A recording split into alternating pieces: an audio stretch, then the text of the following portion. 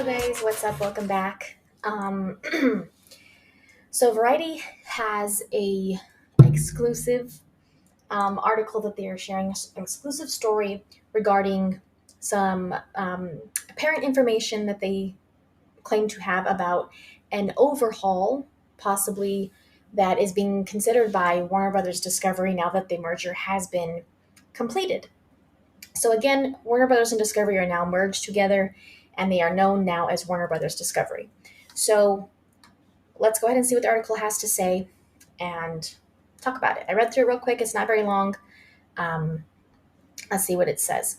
The new owners of all things Batman, Superman, and Wonder Woman are exploring an overhaul of DC Entertainment. Multiple sources close to the situation told Variety. It's been less than a week since Discovery closed its $43 billion deal for Warner Media, joining one of the largest producers of reality programming with one of the most venerable entertainment brands under the new moniker of Warner Brothers Discovery. David Zaslav, who we've been hearing a lot of recently, the CEO of the combined companies and top leadership have been toying with the idea of turning DC into its own solidified content vertical, the sources said. The move would potentially affect DC feature film development in the Warner Brothers Picture Group, streaming series in Warner Brothers Television, and the creative arm within DC proper, all in an effort to have the disparate elements more closely aligned in order to maximize the value of the superhero staple, one often seen as punching up against Marvel. So before the merger closed, Zaslav vetted candidates with experience in creating and nurturing blockbuster intellectual property with the goal of potentially finding someone to serve as a creative and strategic czar, similar to what Marvel has in Kevin Feige. One of those candidates included Emma Watts, a former top film executive at 20th Century Studios and Paramount, but it does not appear that Watts will take the job. One insider suggested that Zaslav was less interested in finding a creative guru and more eager to hire someone who had the type of business background needed to keep all the different factions at DC working more harmoniously. Insiders say that Zaslav believes that the success of the merger, one that has left the company highly leveraged, will rest in no small part on unlocking the full potential of the DC Comics universe of characters. Discovery insiders believe that although DC has achieved cinematic success with recent films such as Aquaman and The Batman, it lacks a coherent creative and brand strategy. Discovery believes that several top shelf characters such as Superman have been left to languish and need to be revitalized. They also believe that projects like Todd Phillips' Joker are a shining example of how second build characters from the DC library can and should be exploited. Margot Robbie's Harley Quinn is another example. DC has started to figure out ways for its big screen films to inspire more streaming content. Recent examples include the HBO Max show Peacemaker, which was a spin off of The Suicide Squad, as well as an upcoming planned series on Colin Farrell's The Penguin and Gotham City's police force. But the company believes that DC must do more to grow its approach to comic book fare, including bolstering gaming. Under Walter Hamada, who took over DC films from John Berg and Jeff Johns in 2018, the unit has achieved more consistency in terms of both the critical and commercial reception to the company's movies. He is under contract until the end of 2023 and could play an important role in whatever Zaslav has planned. Zaslav has pledged to find $3 billion in synergies in the newly merged company, a signal of how important cost-cutting will be to Warner Brothers' new owners. Mining DC's libraries of characters could help control spending, as Warner Brothers Discovery owns the underlying intellectual property, insiders say. Upcoming DC film projects include a sequel to Zachary Levi's Shazam and a sequel to Jason Momoa's Aquaman, and the long-awaited franchise-started Black Adam with Dwayne Johnson, and also a third installment of Gal Gadot's Wonder Woman. So, at first glance, when you're first reading it, it kind of sounds like similar things that we heard from Ann Sarnoff, who is now gone, and Toby Emmerich is still there, but his contract ends at the end of this year, so I don't think he'll be sticking around after that. As well as Jason Keeler has also gone now, so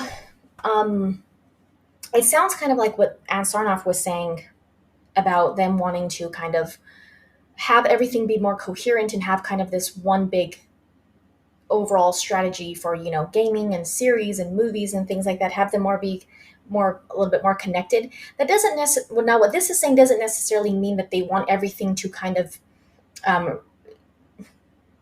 revolve around one another, but maybe just feel like it is all one big universe. Now, one of the important things I think a lot of people are focusing on is that they potentially, according to this article, want to, like it says, characters such as Superman have been left to languish and need to be revitalized.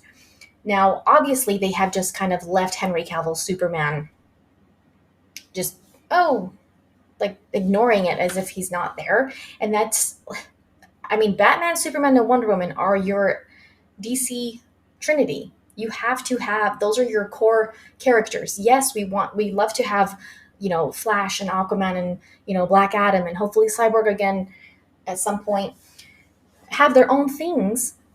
But how are you going to ever have like another, and, Batgirl, Supergirl, we want all those characters.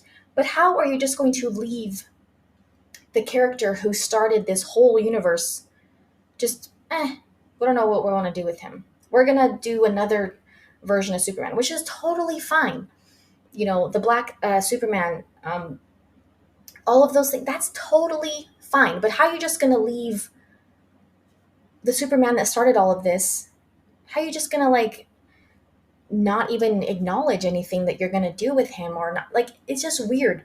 And like they said, it doesn't seem like it lacks a coherent creative and brand strategy, which, after Zack Snyder left and all of this stuff, not saying that he was, the god of all of this, but like after he left, that whole kind of strategy that he started with just completely fell apart.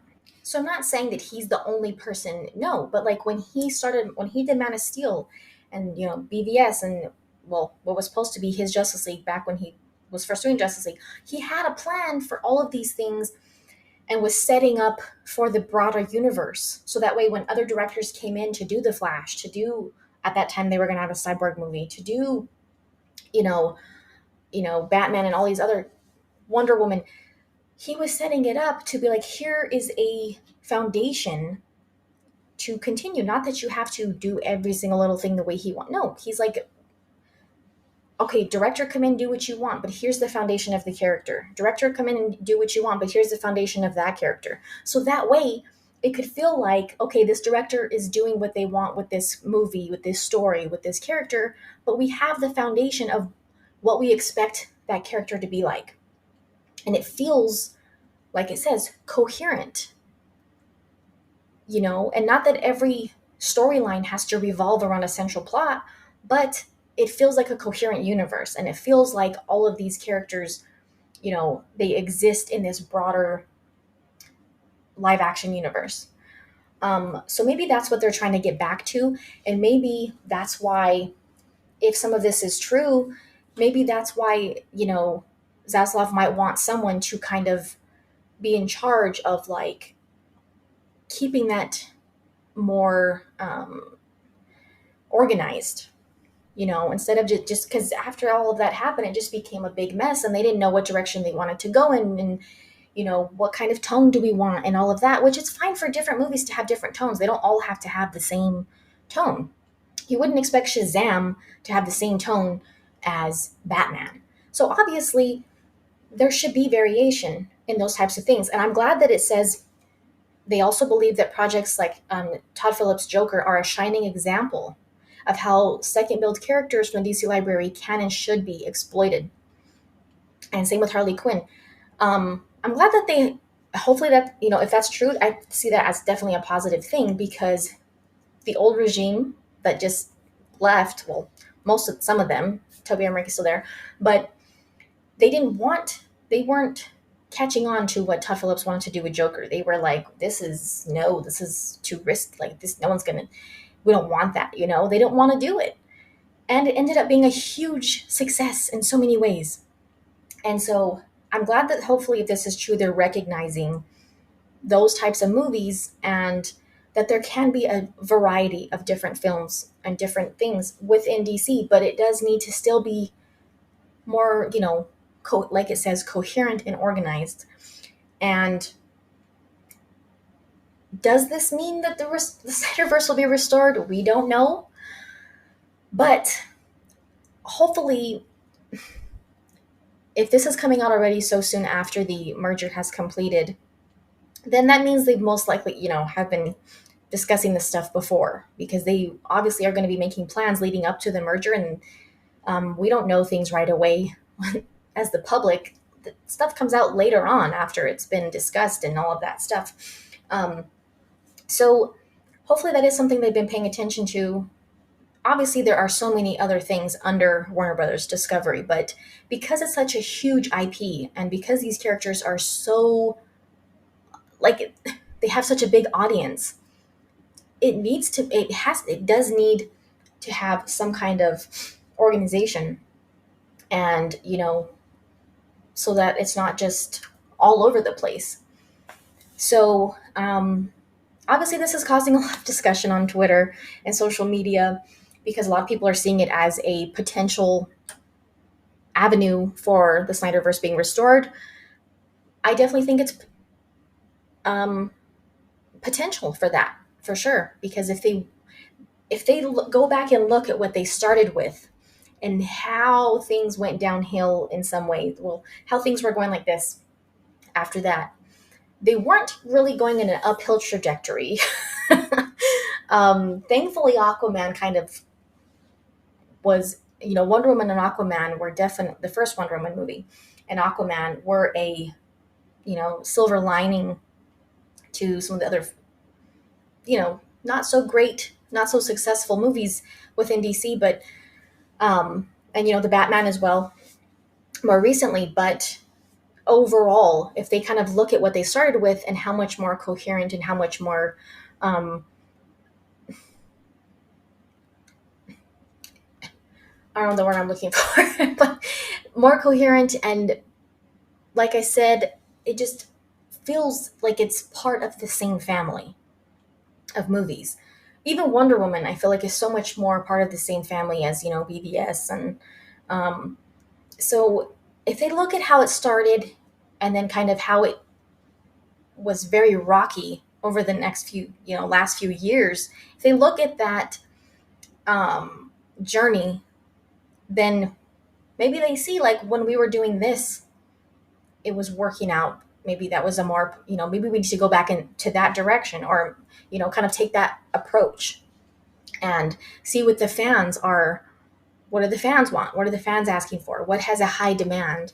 A lot of things are going to have a high demand, but, if they maybe take a closer look at those things, um, maybe that's the potential. Maybe that's, how we get back to restoring the Snyderverse. Only time will tell, but I definitely hope so. So I see this as a positive thing so far. As of right now, I see it as a positive thing. If they wanted to do exactly the same thing as Anne Sarnoff, I think they would have kept her, even though her position was supposedly being eliminated. But I think they would have found a position for her if they wanted to do exactly what she wanted. So I don't, even though some of it sounds similar, I don't think they're wanting to take the same approach, or, go down the same path, because there'd be no reason to do that if it's not working, and it's obviously not working. So thank you guys for watching. Check out the links in the description and leave a thumbs up and or subscribe, and we'll see you soon.